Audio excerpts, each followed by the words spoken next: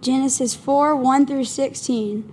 Now Adam knew Eve, his wife, and she conceived and bore Cain, saying, I have gotten a man with the help of the Lord. And again she bore his brother Abel. Now Abel was a keeper of sheep, and Cain a worker of the ground. In the course of time, Cain brought to the Lord an offering of the fruit of the ground, and Abel also brought of the firstborn of his flock, and of their fat portions. And the Lord had regard for Abel and his offering, but for Cain and his offering he had no regard. So Cain was very angry, and his face fell. The Lord said to Cain, Why are you angry, and why is your face fallen? If you do well, will you not be accepted? And if you do not do well, sin is crouching at the door. Its desire is contrary to you, but you must rule over it. Cain spoke to Abel his brother, and when they were in the field, Cain rose up against his brother Abel and killed him. Then the Lord said to Cain, Where is Abel your brother? He said, I do not know. Am I my brother's keeper? And the Lord said, What have you done? The voice of your brother's blood is crying to me from the ground. And now you are cursed from the ground, which has opened its mouth to receive your brother's blood from your hand. When you work the ground, it shall no longer yield to you its strength. You shall be a fugitive and a wanderer on the earth. Cain said to the Lord, My punishment is greater than I can bear. Behold, you have driven me today away from the ground, and from your face I shall be hidden. I shall be a fugitive and a wanderer on the earth, and whoever finds me will kill me. Then the Lord said to him, Not so. If anyone kills Cain, vengeance shall be taken on him sevenfold. And the Lord put a mark on Cain, lest any who found him should attack him. Then Cain went away from the presence of the Lord and settled in the land of Nod, east of Eden. This is the word of the Lord.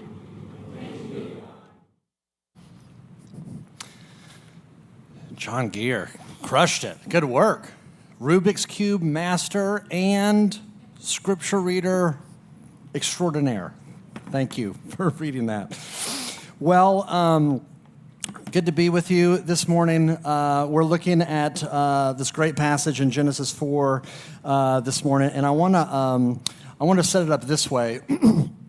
A number of years ago, when my family, when we were living in Knoxville, my wife was running errands by herself and went to the Disney store. We had a Disney store in the mall. It was a store that was just devoted to like Disney toys and Disney swag. And so she went in there, and as she walks into the store, one of the employees, who's dressed up as a pirate, comes up to Catherine, my wife, and says, Ahoy, matey! Welcome to your adventure. Let me know if you need any help finding hidden treasure. And Catherine, smiles and appreciates how committed this employee was to this character and just went for it. And so she's like, thanks, but no thanks. I'm great. And just, went about her business shopping and kind of was meandering through the store. And she gets over to like the Star Wars section. And another employee comes up who's dressed in different garb, comes up and says, Excuse me, but can I help you find the Force? If you want the Force to be with you, how can I help you? And Catherine's like, getting mildly annoyed at this point, but still appreciative. Thank you. No, I'm great. I'll just figure it out on my own. She's walking around the store and eventually gets to the Moana section. And a third employee comes up and says, Are you looking for the heart of Te Fiti? And Catherine's like, she's kind and smiles, and on the inside she's like, Stop! Y'all are killing me. And the reason is she's not looking for the heart of Te Fiti. She's in a mall looking for a birthday present. This is, there's nothing to do with Te Fiti or hidden treasure. But my point is, as popular and as entertaining and as fun as those stories are, in that moment of her actual lived life, these stories are irrelevant. I'm not interested in Star Wars right now. I just need some stuff for my, whoever she's getting a birthday present for. This summer, we are looking at the Bible's most popular stories, what we're calling the Bible's greatest hits. The stories in the Bible that are the most well-known, the most popular, the most entertaining, as it were. And you come to church or you hear these stories, and it's easy to think, okay, these stories, for as popular as they are, for maybe as whatever entertainment values they have, they don't really intersect with my actual life. Like, what does Noah and the ark have to do with my depression or my anxiety, my financial struggles? Okay, David and Goliath, fun story, but how in the world does that connect with my grief? How does that connect with my fear over crime rising in the city? These stories, for as fun as they are, they can feel totally disconnected, and we don't really even know what to do with them. But my hope is that as we go through these stories this summer, that you'll begin to see these are not just disconnected fairy tales with a nice little moral lesson for the kiddies, but that these stories in many ways are telling our stories. These stories are helping us understand our own. And so we come to the next story in kind of the greatest hits catalog, the story of Cain and Abel. And this is a masterful story, amazing story, because what it does is it highlights why our lives are so frustrating, why our lives are not the way that they're supposed to be, why we experience friction and frustration and pain, and why things feel so messy. But what's so fascinating about this story is that it shows you that the reason why life is so hard and messy and frustrating, it's not obvious. It's totally hidden. And the solution to it, the hope, the remedy for the problem isn't obvious either. But we're going to see both of these kind of as we pull them out. So that's what I want to do. I want to look at both of these big ideas. What is the hidden threat? And what is the hidden remedy? The hidden threat, hidden remedy. First, what is the hidden threat? And to get at that, we need to take a closer look at the story. So let's look at it. The story is pretty, it's a sad story. It's a dark story, but it's fairly simple. You have Cain, who kills his younger brother Abel. Simple plot. But at least, you're 4 chapters into the Bible, and you're already experiencing the murder, the first murder, right at the beginning, 4 chapters in, which at least shows you, even just from a high level, that the Bible's not afraid of addressing serious and heavy subject matter. First murder, 4 chapters in. But why, though? Why does Cain kill his brother? What prompts this act of violence? Well, look a little closer. Okay, in verse 1, Eve gives birth to her firstborn son, Cain, and she cries out with joy. You see it there. I've gotten a man with the help of the Lord. She's like this. She just explodes with excitement. Got a baby. God helped me. And then a little while later, in verse 2, it says she later gives birth to a second son, Abel. And look at what she says when he's born. Nothing. All the emphasis is on Cain. He's the one, you see this favoritism starting to develop. All the emphasis is on Cain and none really towards Abel. And if that wasn't obvious, just look at their names. In Hebrew, the word Cain means productive. It means fruitful. It means successful. This is a guy that can get stuff done. In fact, if you go back 1 chapter, in Genesis chapter 3, remember, God cursed the ground. And he said, the ground now is going to be full of thorns and thistles, and it's going to be frustrating. You're going to sweat. You're going to cut your hand, and it's going to be really hard to make the ground do stuff. But look at verse 2. Cain works the ground. He brings out fruit and vegetables. It's like he's pushing back the curse. That's how gifted and successful and fruitful he is. So that's what Cain means. Cain means productive. You know what Abel means in Hebrew? Vapor.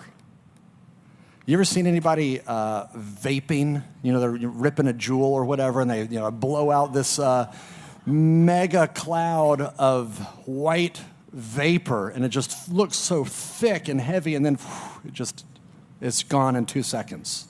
Just disappears. That's what Abel means. Abel means weightless, which is a metaphor for insignificance. So you've got one son named successful. You've got another son named insignificance. And now you see why this family needs therapy. You've got one kid who's the golden child. He's the favorite. He's the MVP. He's the captain of the football team. Everyone loves Cain.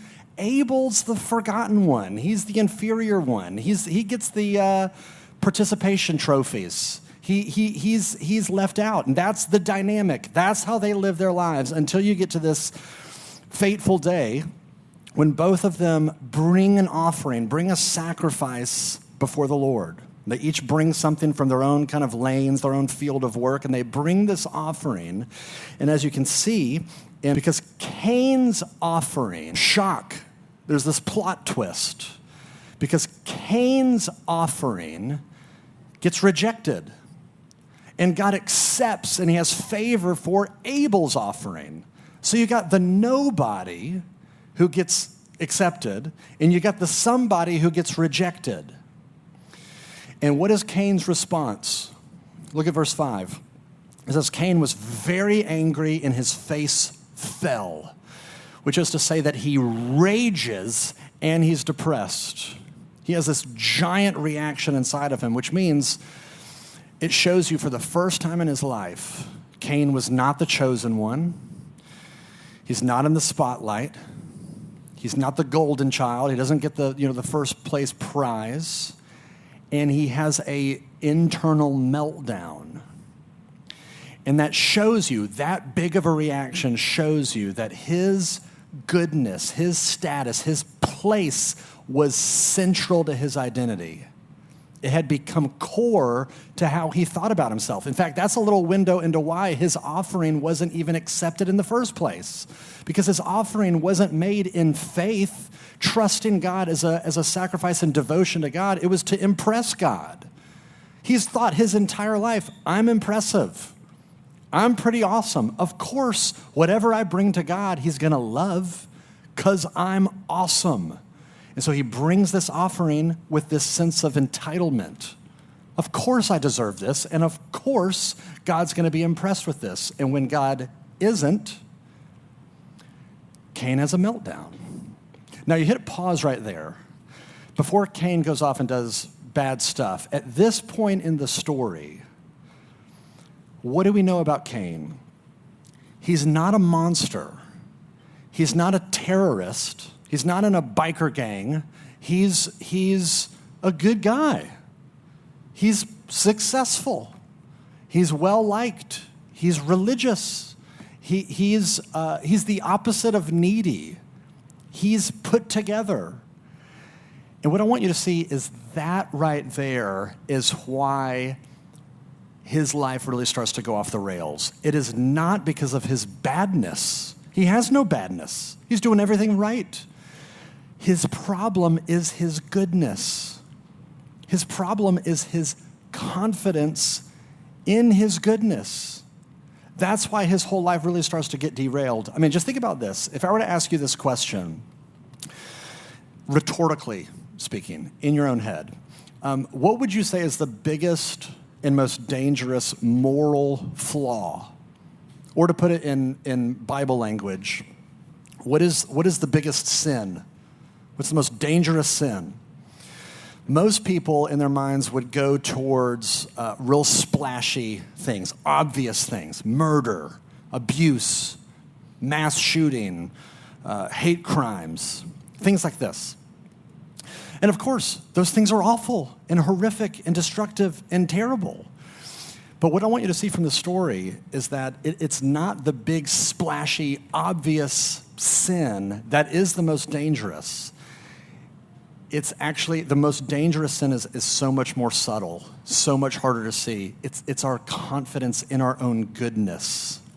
And in fact, that's why when God confronts Cain as he's having this, meltdown, he uses this amazing imagery. Look at verse 7.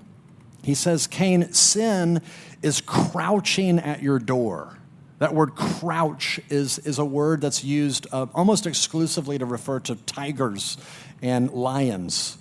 Now, I don't know if you've seen these videos. I feel like I've seen different versions of them, like on Instagram Reels or whatever, where it's a video taking place at a zoo. So you've got a parent who's filming their kid, and the kid has their back up against the glass. And behind the glass is like the tiger exhibit. And so from the tiger's perspective, it sees a kid or somebody with their back turned, and so they think this is a vulnerable, unaware, unsuspecting prey. And so the crouch gets, the tiger gets low and crouches and starts slowly creeping towards the glass, and everybody in the crowd is getting, excited. It's coming towards us. And the kid's just standing there, and the tiger's getting closer and closer, and then at the last minute jumps and hits the glass, and everybody on their side cheers and kind of nervously laughs as well, of just like, thank you, glass, for not breaking, because that would have been bad. But here's the thing. Why is the tiger crouching? I mean, why do predators get low to the ground, moving towards their prey? It's so that they won't be seen. It's so that they're out of the field of vision. Crouching tiger, hidden dragon. That's the idea. When you're least expecting it, that's when the enemy, that's when the threat pounces. And so what I want you to see from this story and God's language here is that the most dangerous and destructive parts about us are not the things that are the most obvious. You look at your life and you think, okay, porn addiction, my temper, my greed, whatever, take your pick. Those things, yeah, of course, destructive, dangerous, terrible, but my guess is you're aware of them. You know when you've caved into temptation. You know when you've acted like a jerk because the person that felt it is sitting there crying, looking at you, telling you that you hurt them. But my guess is you don't always see it when you have confidence in your goodness. It's crouching. It's in the shadows. You don't even know that it's happening. Every now and then you might be able to see it out of the corner of your eye. Meaning you'll think things or you'll say things out loud that give you an indication that there's a tiger present. And it may be things like this. When you say, this is how God repays me? After all I do for him? After all I've done, this is what I get? Or you say things like, I deserve better than this. I deserve a better life than this. Or it's when you look at people or look at groups of people and you just kind of roll your eyes at them and think, oh my goodness, I would never do what they do. Those people are the worst. And you hear that and you think, okay, that's the most dangerous thing? That? Why? Why is that the thing that really has the power to destroy us? Let me give you two reasons, and you see them both in this passage. The first is that heart disposition, confidence in your own goodness, it severs your relationship with God. It just does. Look at verse 7 and 9. There are two different times God pursues Cain. He approaches him, he engages with him, and he invites him to change his attitude. And each time, Cain refuses. He doubles down. He resists. He digs his heels in and says, no, I am the right kind of person. This is who I am. I'm the superior one. And he refuses to budge. And so in the end, rather than humbling himself and actually connecting with God, look at the very last verse, 16. It says, then Cain went away from the presence of the Lord. He just cuts off his relationship with God. And according to the Bible, no human being can be fully human apart from God. It's like cutting yourself off from oxygen. It's like cutting your own throat. You're cutting yourself off from the very thing that you need for life and for joy and for hope and for meaning in the world. That's what Cain does, this refusal to think about himself in any other way. Confidence in his goodness leads him to severing his relationship with God. And secondly, confidence in his own goodness leads him to severing his relationship with other people. God chooses his brother's offering over his. And so he has this identity crisis. And he had two choices. He could have either said, wow, okay, I need to think about myself very differently. Maybe I'm not as amazing and awesome as I thought I was. He could have changed the way that he understood his identity, or he could eliminate any threat that was threatening his identity. And he chose option B. and he kills his brother. But what I want you to see is that that is the move inside of us. Anytime our identity is threatened, the move inside of us is we either have to change our identity, change the way we understand ourselves, or we have to eliminate the other person. In fact, this is the engine behind the entire plot of Harry Potter. In the magical community, you have pure bloods, and you have mixed bloods, half-bloods, mud bloods. These are wizards who are either from pure blood wizarding families, or these are wizarding families that have mixed with muggles, with people that don't have any wizarding magical power at all. And so you've got two different types of people in the wizarding community, pure bloods or half-bloods. And the pure blood families like the Gaunts or the Malfoys, these families that are pure-blooded, and that is so central to how they understand themselves that anybody else who's not like us, they feel embarrassed by, they feel like they're disgusting, they feel like they're a threat. And so, of course, this becomes this giant campaign to get rid of them. And, of course, Voldemort is leading the charge, even though he's not even full blood, which is psychologically very interesting. But he's this half-blood person that leads this genocidal campaign to get rid of all the half-bloods. But that's the idea. We've got to get rid of people that threaten our identity. Now, you hear this story, Cain and Abel, you hear about Harry Potter, and you think, well, okay, that's a little intense. I'm not doing that. And we probably aren't, but in our own sophisticated modern ways, we're eliminating people. And the way that we eliminate people now is that we just get them beneath us so that we can dismiss them. If we can just get them beneath us, then that gives us enough reason to effectively eliminate them. So here's what this might look like. If your identity is wrapped up in your appearance, if what you appear to the world, if what you look like, if that is something that is a real important, deeply held bedrock identity value for you, you'll be threatened by other people that are attractive. And you'll have to find a way to get them beneath you. And the way that we tend to do it is we gossip about them. Or we see what they posted online and we say, oh my goodness, I would never do that. Talk about them behind their back, to other people. And all of these are just ways to get them beneath us so that we feel superior and we can not take them seriously. Or if your identity is rooted in your career and success, then other successful people will threaten you. And you will hate it when they're recognized. You'll hate it when they're promoted. And you'll have to find some way to get them beneath you. And so you'll find something. You'll just scan, look at their life. Oh my gosh, have you seen their kids? Their kids are crazy. Or, oh my word, did you hear about how much money they spent on that car? Wow. Or, oh my, look at their house. That is so gaudy. We find these things. We find something about them that we can press them down and effectively eliminate them. And so here's the question. Who in your life are you trying to eliminate by making them feel inferior to you or by you feeling superior to them? Here's what's so dangerous about this. We don't even know we're doing it. It's so subconscious, it's so natural, it's always lurking in the shadows.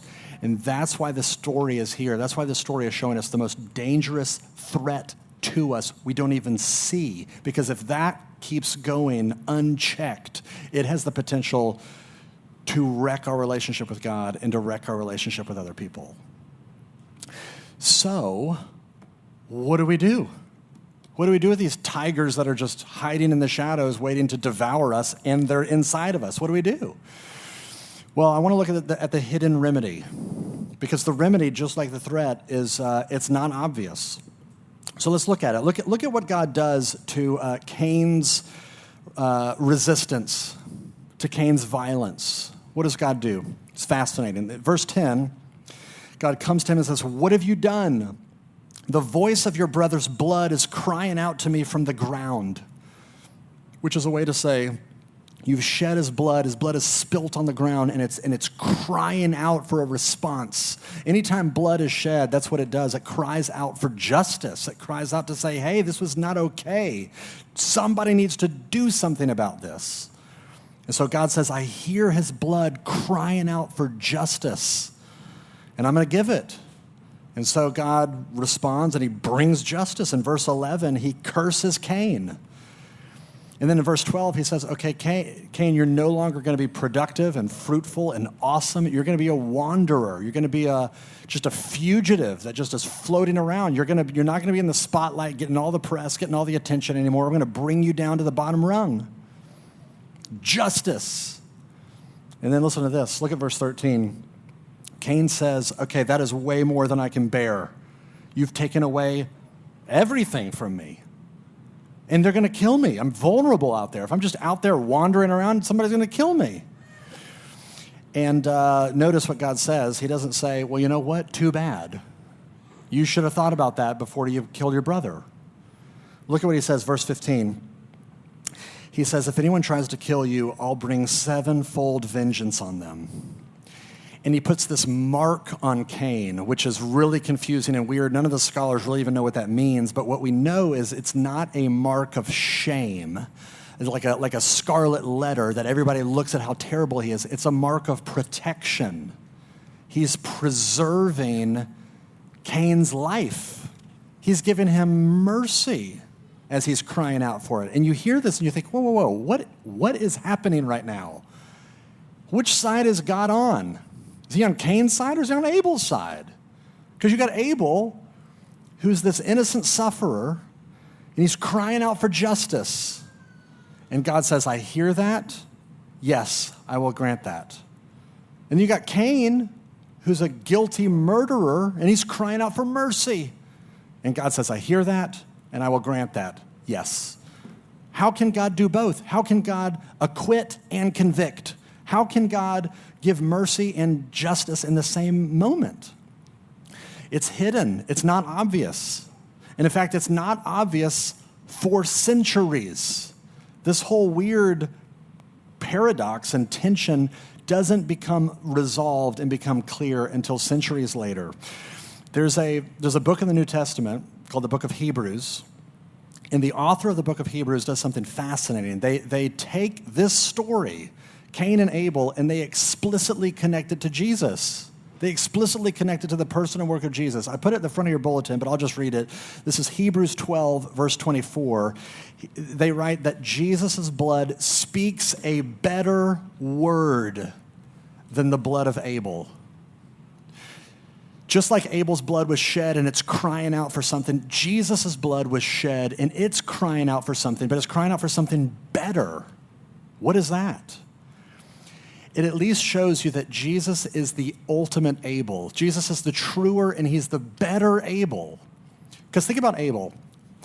Just like Abel, Jesus was innocent, did nothing wrong, completely sinless. He perfectly loved God, perfectly loved his neighbor.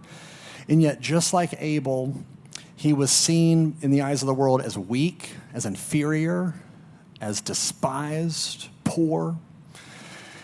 And yet, this was God's chosen one. He looked upon Jesus with favor and with delight, and just like Abel, the world pounced on him and murdered him and shed his blood. And here is his blood, and it's crying out for something better than whatever Abel's blood cried out for, because Jesus' blood isn't just crying out for justice, it's crying out for both justice and mercy. You think, well, how does that make any sense? Well, think about it like this. Let's say somebody shows up to court because they're guilty, they've committed a crime, and they're in their hearing, and they've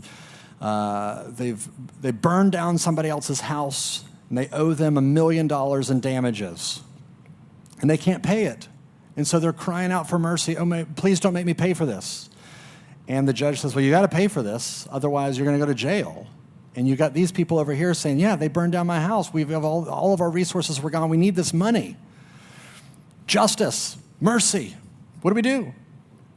And so the judge, sitting there in his little judge chair, and stands up and unzips his robe and steps down from the platform and comes down to the ground and pulls out a checkbook from his back pocket, writes $1 million check from his own personal account, takes the check, puts it on the table, goes back up into the stand, puts the robe back on, sits down, says, well, I see that the fine has been paid. Justice has been served. You are free to leave. What just happened? Justice or mercy? Yes. In that moment, justice is being served. The damages are being paid for, but they're being paid for at the expense of the judge. The judge is assuming responsibility for something he didn't do, so that the one who is guilty can receive mercy and can go free. Jesus' blood shed on the cross shows you both of those things are happening in the same moment. Justice is being doled out. His blood is being shed. He's paying the fine. He's absorbing the expense from his own resources so that justice would be served and that the guilty could go free. Mercy, justice in the same moment. That's what his blood is crying out for. And when you hear that blood message, when you receive that by faith, do you know what that does? That is the only thing that neutralizes that threat inside of you. Our confidence in our own goodness, the only thing that can dissolve that can undo that, is the gospel itself. Because when you look at the cross, when you look at the gospel, and it tells you, okay, I was that dangerous, I was that sinful that it took no less than God to pay for my debt. That's how far off, that's how bad off I was. That humbles you, that loosens your confidence in your own goodness. You can't look at the cross and believe in the gospel and think you're this amazing, awesome person that God is entitled to blessing because of how awesome and impressive you are. What the cross does is it gives you the ability, really for the first time, to be able to see through your own goodness. To see that even the best things that you do are shot through with really ugly, yucky motives. The best things you do, your care for the poor, your generosity, your love for the city, your amazing parenting, your preaching, your Bible reading, your prayer, all good things. And yet we know deep down we often do these things because we want to feel good about ourselves. We want other people to see us as being good. We want to impress God in some way. We know even the best things about us have yucky, bad stuff inside of them. It gives you the ability, it loosens your confidence in your own goodness. And yet, the flip side is also true. It deepens your confidence in God's goodness. Because while the gospel humbles you, it doesn't shame you. Because when you also look at the cross, it tells you that you are that treasured, that loved, that valued, that God was willing to pay this penalty for you. And when you know that you are loved and treasured, that protects you from running to shame. It undoes the superiority thing inside of us, and it undoes the inferiority thing inside of us. What it does is it takes your eyes off of you for the first time. And people no longer become competition. People no longer become threats. They become people to love. Because your eyes are actually beginning to be fixated on something outside of yourself. The goodness, the holiness, the glory, the beauty, the wisdom of God himself. Only the gospel has the power to loosen your confidence in how awesome you are and to actually deepen your confidence in how good God is. So, the invitation for you this morning from this passage is to look to the truer and the better Abel, whose blood was shed on your behalf. And it cries out for mercy, and it cries out for your acquittal, and it also cries out for justice to be done in the same moment. The gospel is the only thing that has the power to really transform you into the kind of person that you were created to be. Someone who loves God and loves others from this disposition of wonder and humility. consider that an invitation for you this morning. Let me pray. Father, thank you for this story. Thank you for the way that it shows us clearly what is a threat lurking inside of us, inside of all of our hearts continually. And I pray that you would also give us the eyes to see not just the threats, but also to see Jesus, this non-obvious solution. The cross feels so offensive at times. It feels confusing at times. It's hidden from us how beautiful and wise it truly is, and yet use it to break through our clouded vision to see the wonder and the beauty of who you are and what you've done for us. We pray all this in Jesus' name. Amen.